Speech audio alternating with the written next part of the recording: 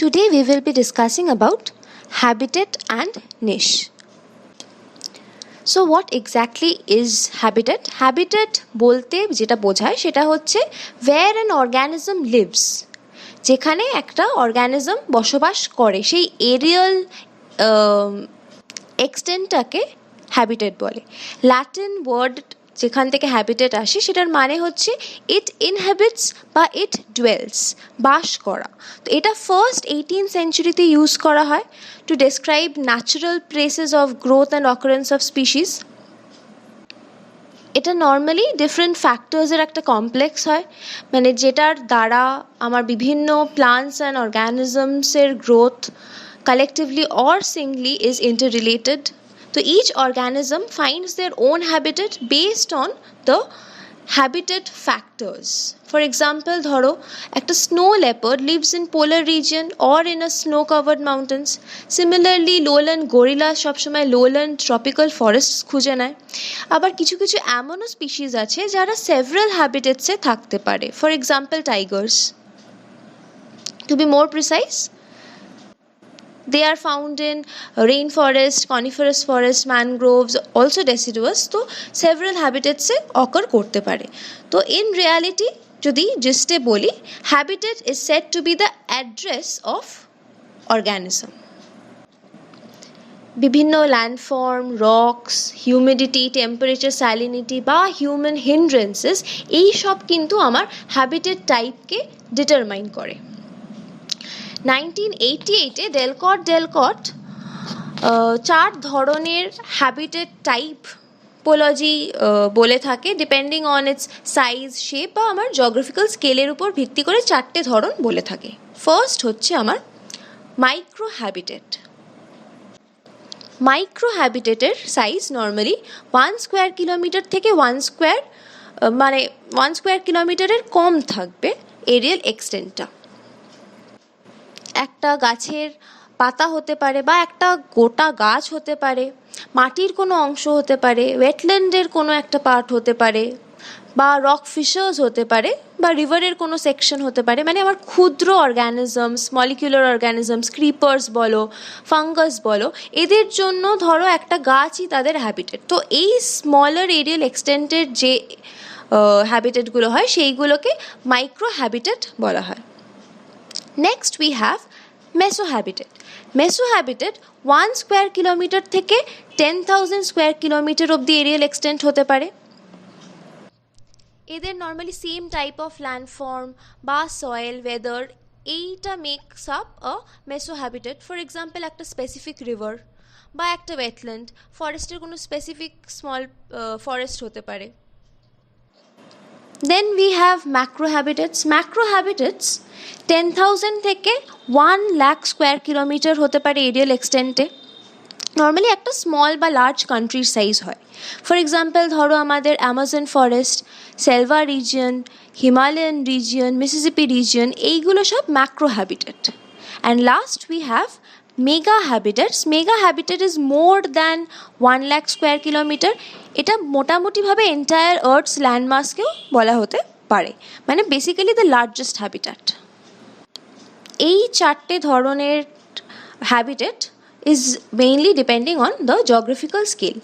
এছাড়া আমাদের আরও একটা টাইপ হয়, সেটা হচ্ছে কোর হ্যাবিটেট বা এজ হ্যাবিটেট। কোর হ্যাবিটেট হচ্ছে ইন্টিরিয়রগুলোকে বলছে, ওয়্যারএজ ইন্টিরিয়র পোর্শনের যে হ্যাবিটেটসগুলোকে বলছে, ওয়্যারএজ এজ হ্যাবিটেট আমার পেরিফেরি রিজিয়নের হ্যাবিটেটগুলোকে বলছে বা প্রান্তদেশীয় অঞ্চলের হ্যাবিটেটগুলোকে বলছে। কোর হ্যাবিটেট ধরো আমার ফরেস্টের কোর, যেখানে আমার টাইগার্স ধরো থাকে। অ্যাওয়ে ফ্রম লোক্যালিটি, মানে এখানে আমার আইডিয়াল এলিমেন্টসগুলো পাওয়া যাচ্ছে, ডেন্স ফরেস্ট রয়েছে। ওয়্যারএজ আমার যে এজ হ্যাবিটেট, সেখানে ডিয়ার্স ধরো পাওয়া যাচ্ছে, বাইসন্স পাওয়া যাচ্ছে, মানে যেখানে plenty of grasses are found, বা যেখানে খুব ইজি হয় এদের প্রেডেটরদের থেকে রান অ্যাওয়ে করা। তো ওভারঅল যে কোনো অর্গানিজমের লিভিং অ্যাড্রেস বা লিভিং এরিয়াল এক্সটেন্টকে আমরা হ্যাবিটেট বলছি। নাও হোয়াট ইজ আ নিশ? নিশ বলতে প্রিসাইজ ওয়ে যার মানে যার উপর বেস করে আমার স্পিসিসগুলো এনভায়রনমেন্টে ফিট করছে, সেই প্রিসাইজ ওয়েটাকে আমরা নিশ বলছি। Basically, it deals with how an organism is related to its physical and biological environment. তাহলে মানে বলতে গেলে হ্যাবিটেট যেরকম আমরা অ্যাড্রেস বলতাম, niche is the profession, path of work বা trophic position in the food web. For example ধরো crane, মানে বক পাখি যেটা ওয়েটল্যান্ডে থাকে, এই ওয়েটল্যান্ডটা হচ্ছে তার হ্যাবিটেট, বাট সে তার জীবিকা নির্বাহ করার জন্য they hunt fishes for their livelihood. এই বিষয়টা ইজ নিশ। অনেক সময় হ্যাবিটেটকে নিশকে স্পেশালাইজড হ্যাবিটেট বলা হয় একটা অর্গ্যানিজমে, and it includes the space, territory, nutrition and feeding habits, reproductive হ্যাবিটসগুলো, বা basically their role and impact in the habitat, এই সবটা নিয়ে আমার নিশ হচ্ছে। এই ক্ষেত্রে একটা প্রিন্সিপাল আছে, গসেস কম্পিটিটিভ এক্সক্লুশন প্রিন্সিপাল। কি এই প্রিন্সিপালটা? এটা মূলত আমার ডারউইনের সার্ভাইভাল অফ ফিটেস্টের যে তথ্যটা, তার উপর বেস করে এই প্রিন্সিপালটা ডিফাইন করা হয়েছে। প্রিন্সিপালটা এটাই যে no two species can occupy the same niche for extended period of time. একটা হ্যাবিটেটে যখন সিমিলার টাইপের দুটো অর্গ্যানিজম থাকে, still they do not share the same niche. It is very rare যে তারা একটা পার্টিকুলার নিশকে শেয়ার করছে। মানে অনেক সময় হয় যে they live in overlapping niche, but only if they have same type of diet or they access the access to the food of one won't be taken by the other. এই অ্যাসুরেন্সটা যদি থাকে তাহলেই ওভারল্যাপিং নিশ হয়, but সেটাও prolong period of টাইমের জন্য নয়।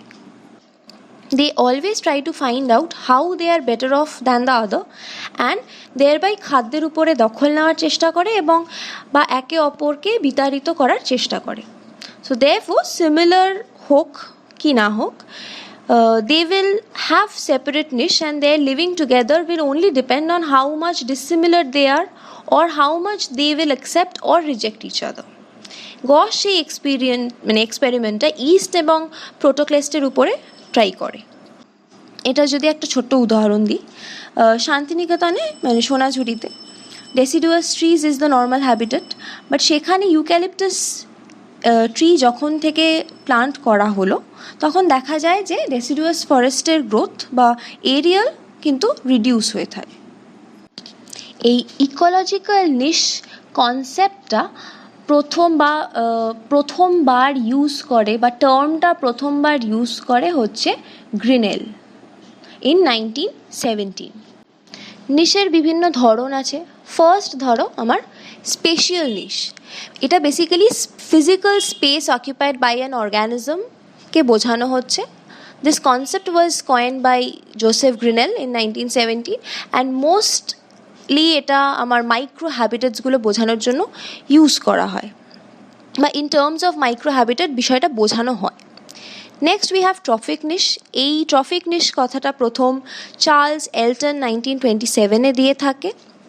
এটা basically functional status of an অর্গ্যানিজম বোঝানোর চেষ্টা করে, মানে বেসিক্যালি এনার্জি রিলেশনসগুলোর উপর এমফাসিস করে। Then we have multi dimensional বা হাইপার ভলিউম নিশ। এটা হাচিনসন 1957 দেয়।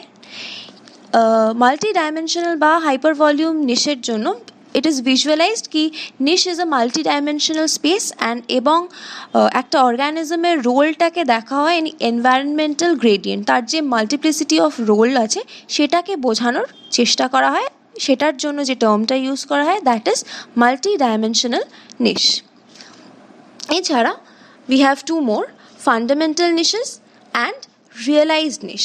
ফান্ডামেন্টাল নিশ হচ্ছে ম্যাক্সিমাম ইনহিবিটেড হাইপার ভলিউম, যা বা যদি কোনো আমার কম্পিটিশন না থাকে, কনস্ট্রেন্ট না থাকে, তখন ম্যাক্সিমাম অ্যাবস্ট্র্যাক্ট এরিয়া যেটার উপরে রোলটা পারফর্ম করতে পারবে সেইটাকে বলা হচ্ছে, বা ম্যাক্সিমাম রোল এক্সটেন্ডেড সেকশনটাকে বলা হচ্ছে ফান্ডামেন্টাল নিশ। আর realise niche is a smaller hyper volume, যখন আমার কোনো কনস্ট্রেন্ট থাকবে তখন যে সিচুয়েশনটা হবে সেটা। একসাথে অনেক সময় হ্যাবিটেট এবং নিশ অফ অ্যান অর্গ্যানিজমকে আমরা ইকোটোপ বলে থাকি। So this is all about habitat and niche.